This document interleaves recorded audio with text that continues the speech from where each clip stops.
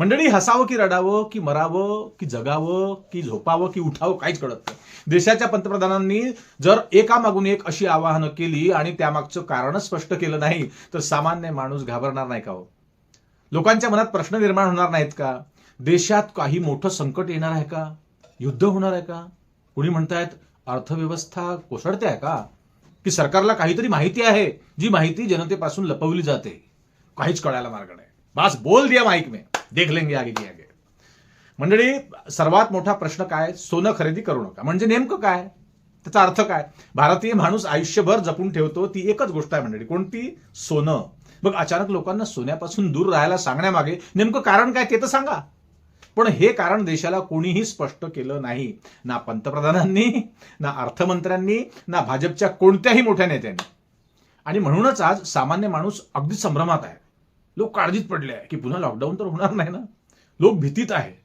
कारण अचानक केलेली आवाहनं लोकांमध्ये विश्वास निर्माण करत नसतात, हे लक्षात घ्या. तर संशय निर्माण होतो.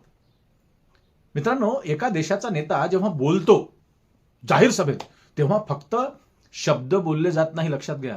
तर त्या शब्दांचा परिणाम शेअर मार्केटवर देखील होतो, रुपयावर होतो, जनतेच्या मानसिकतेवर होतो, व्यापाऱ्यांवर होतो. आणि म्हणूनच पंतप्रधानांच्या प्रत्येक वक्तव्याला जबाबदारी असते. त्यांनी जबाबदारीने बोलायला पाहिजे. पण गेल्या काही वर्षांमध्ये आपण एक गोष्ट वारंवार पाहिली. मोठे निर्णय, मोठी घोषणाबाजी. 8 बजे आकर क्या बोल देंगे मोदी जी, कोई भरोसा नाही. पण स्पष्ट माहिती नाही. एका रात्री नोटबंदी जाहीर झाली, तुम्हाला माहिती आहे. लोक रांगेत उभे राहिले, चेपले, दगावले. पण नंतर देशाला विचारावं लागलं नेमकं मिळालं का यातून?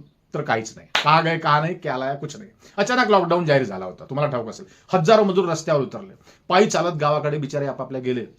पण तयारी होती का? काहीच नाही, शून्य. आणि आता पुन्हा अचानक आव्हान, हे करू नका, ते टाळा. पण का? देशाला सत्य सांगायला भीती वाटते का? जर आंतरराष्ट्रीय परिस्थिती गंभीर असेल तर स्पष्ट सांगा. जर इंधन संकटात असेल तेही सांगा. जर डॉलर मजबूत होत नसेल, डॉलर मजबूत होत असेल, रुपया पडत असेल, तेही लोकांना सांगा. दबाव येत असेल तेही सांगा. जर सोन्याची आयात कमी करायची असेल तर स्पष्ट बोला. कारण जनता मूर्ख नाही. जनतेला सत्य पचतं, पण अर्ध सत्य पचत नाही, हे लक्षात घ्या.